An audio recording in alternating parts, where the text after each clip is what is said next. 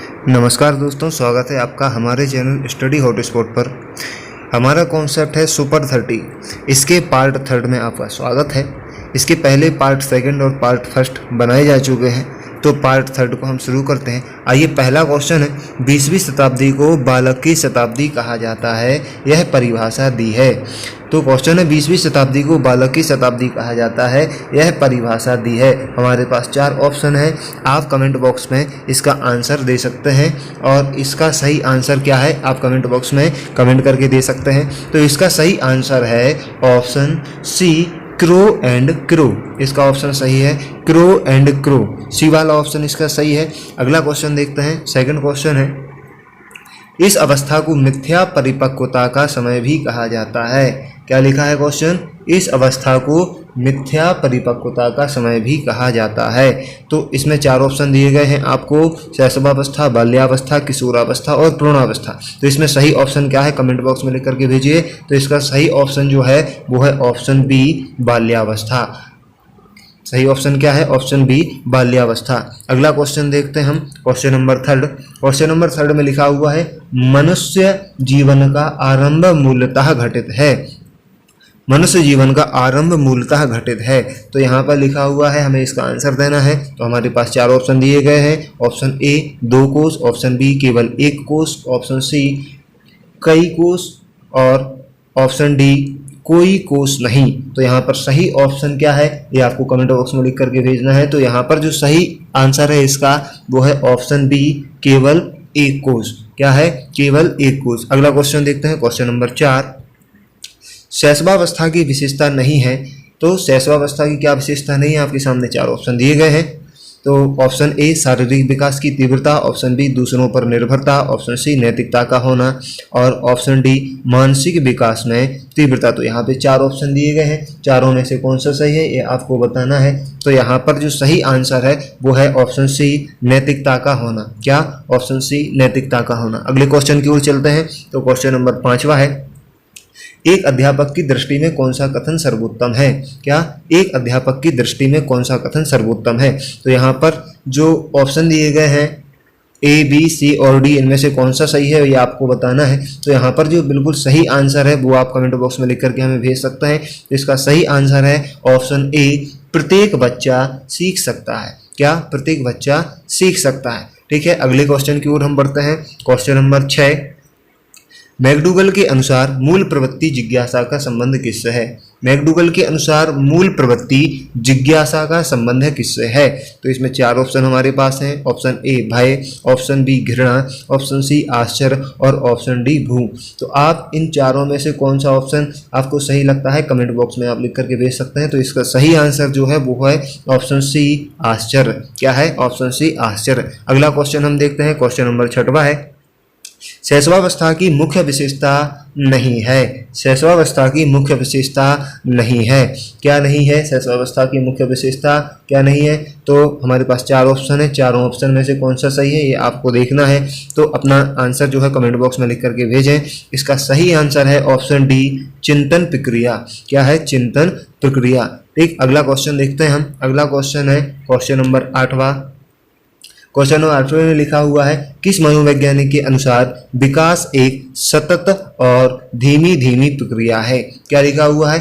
किस मनोवैज्ञानिक के अनुसार विकास एक सतत और धीमी धीमी प्रक्रिया है? 4 ऑप्शन आपके सामने है, कौन सा ऑप्शन सही है ये आप हमें कमेंट करके भेज सकते हैं। तो इसका सही ऑप्शन है ऑप्शन डी, हरलॉग। क्या है? ऑप्शन डी, हरलॉग। अगला क्वेश्चन देखते हैं, क्वेश्चन नंबर 9।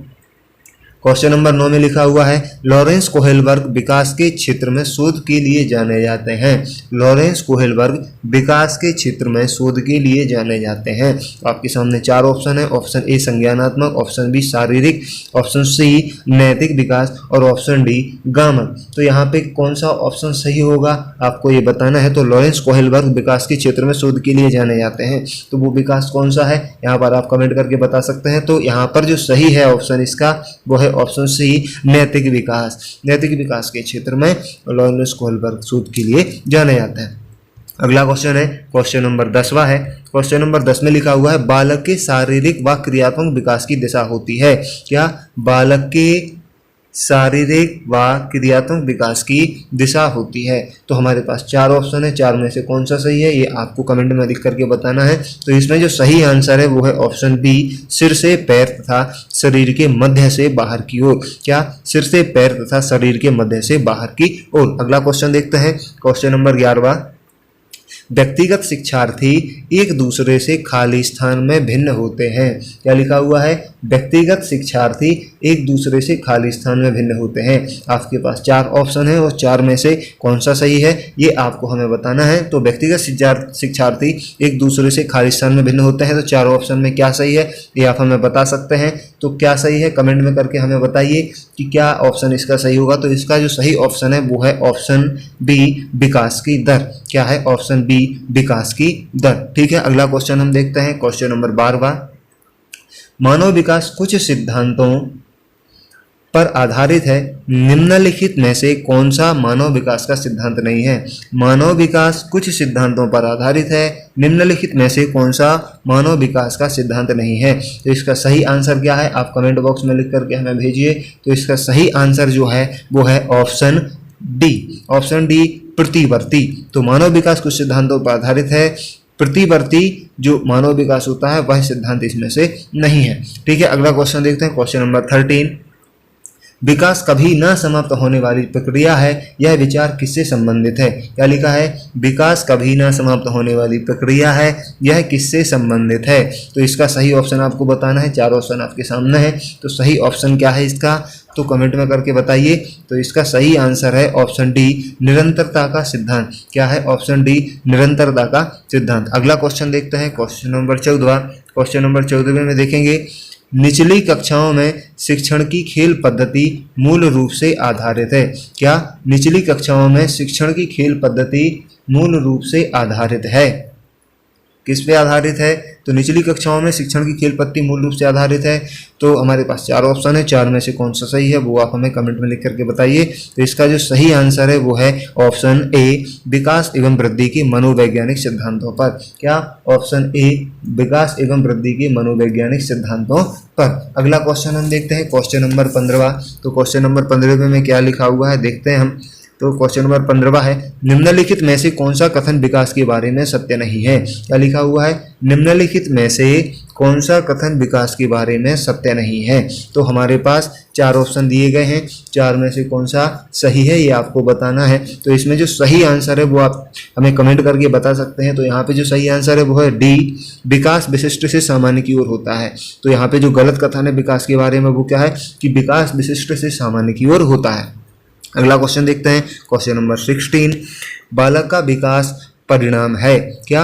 बालक का विकास परिणाम है। कौन सा परिणाम है बालक का विकास? तो यहाँ पर हमें बताना है कि बालक का विकास परिणाम है ऑप्शन ए, वंशानुक्रम का, ऑप्शन बी, वातावरण का, ऑप्शन सी, वंशानुक्रम तथा वातावरण की अंतः प्रक्रिया का, ऑप्शन डी, आर्थिक कारकों का। तो यहाँ पे जो सही आंसर है कमेंट में करके बताइए आप। तो यहाँ पे जो सही आंसर है वो है ऑप्शन सी, वंशानुक्रम तथा वातावरण की अंतः प्रक्रिया का। ठीक है, अगला क्वेश्चन हम देखते हैं। तो अगला क्वेश्चन है क्वेश्चन नंबर 17। विद्यार्थियों में सामाजिक विकास विकसित करने हेतु एक अध्यापक को चाहिए। विद्यार्थियों में सामाजिक विकास विकसित करने हेतु एक अध्यापक को चाहिए कि वह जाने। तो हमारे पास 4 ऑप्शन है, क्या हो सकता है इसका सही आंसर वो आपको बताना है कमेंट करके। तो यहाँ पर जो सही आंसर है वो है ऑप्शन सी, विद्यार्थियों के सभी पक्षों को जानना। क्या? विद्यार्थियों में सामाजिक विकास विकसित करने के लिए एक अध्यापक को क्या जानना जरूरी है? तो विद्यार्थियों की सभी पक्षों को जानना उसके लिए बहुत जरूरी है। इसके बाद अगला क्वेश्चन देखते हैं, क्वेश्चन नंबर 18। तो 18वां क्वेश्चन है, शरीर के आकार में वृद्धि होती है। क्या? शरीर के आकार में वृद्धि होती है क्योंकि अब 4 ऑप्शन है, यहाँ पर हमें देखना है कि सही ऑप्शन क्या होगा।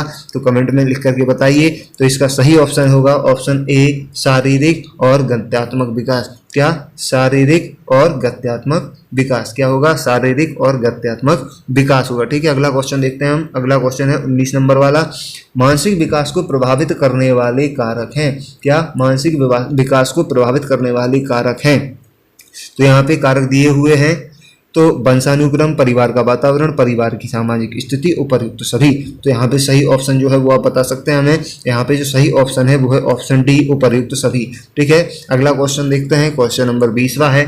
तो अगला क्वेश्चन 20 देखेंगे, सीखने की प्रोजेक्ट विधि किस अवस्था के लिए उपयोगी है। क्या लिखा हुआ है, सीखने की प्रोजेक्ट विधि किस अवस्था के लिए उपयोगी है। 4 ऑप्शन हमारे सामने लिखे हुए हैं। 4 ऑप्शन में से क्या सही है आप हमें कमेंट में लिख करके भेज सकते हैं।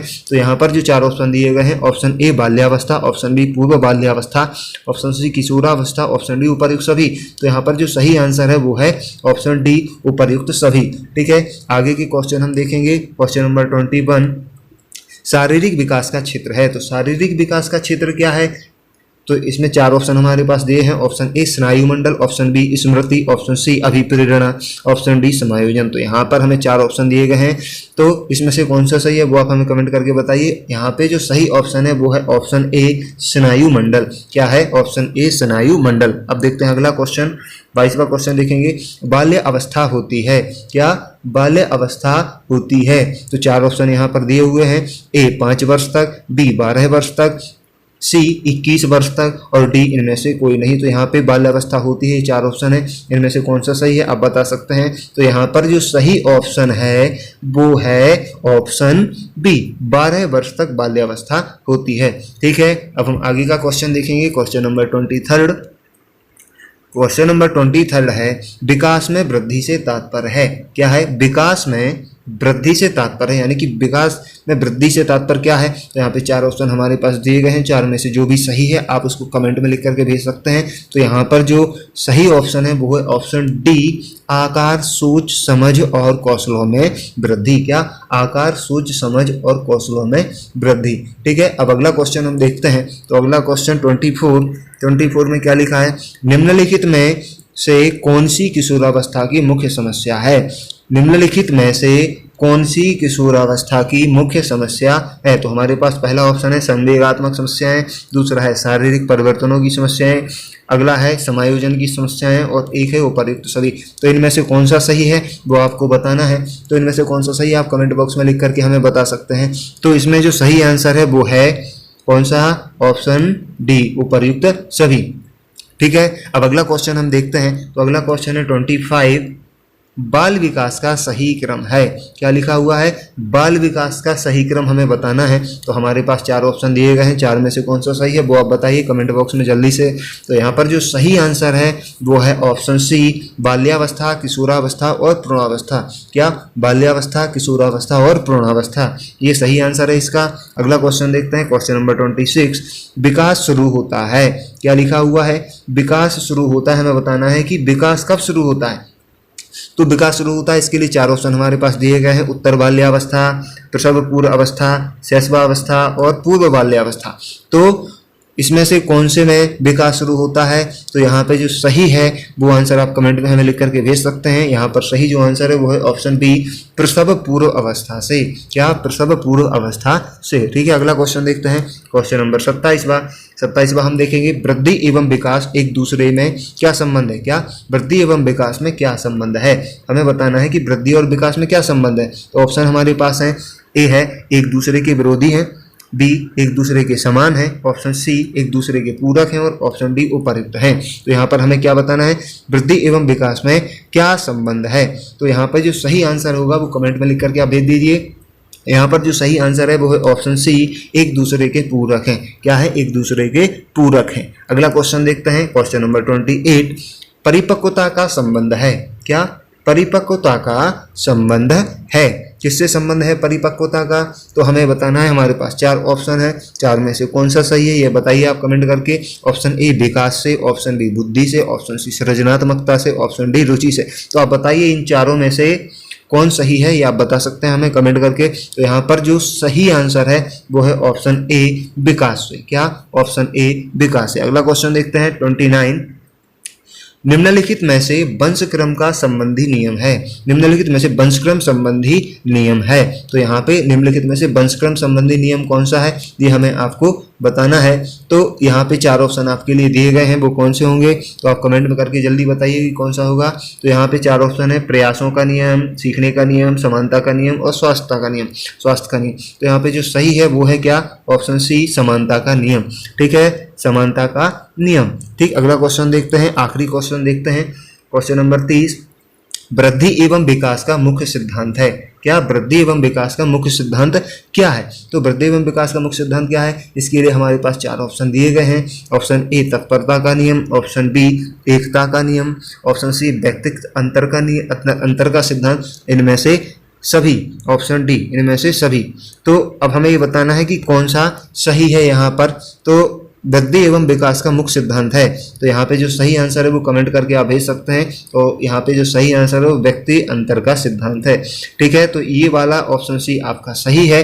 तो ये हमारा पार्ट 3 सुपर 30 जो कॉन्सेप्ट है हमारा, उसका 3rd पार्ट है ये। यदि आपने इसका पहला और दूसरा पार्ट नहीं देखा है तो इसकी लिंक हमने डिस्क्रिप्शन में दी हुई है, आप लिंक पर जा करके उसको देख सकते हैं।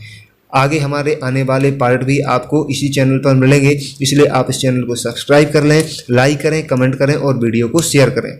धन्यवाद, नमस्कार।